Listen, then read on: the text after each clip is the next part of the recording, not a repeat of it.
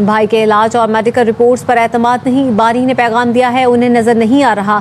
हमने कहा बानी को अल-शिफा अस्पताल लेकर जाएं, उनका तिब्बी डाटा उनके डॉक्टर्स के पास है। बानी पीटीआई की हमशीरा आलिमा खानम की अडयाला जेल के बाहर गुफ्तगू। कहा जिन डॉक्टरों ने बानी का मुआयना किया वो प्रेस कॉन्फ्रेंस क्यों नहीं कर रहे? जब तक बानी अस्पताल नहीं पहुंचते हम किसी की बात पर यकीन नहीं करेंगे।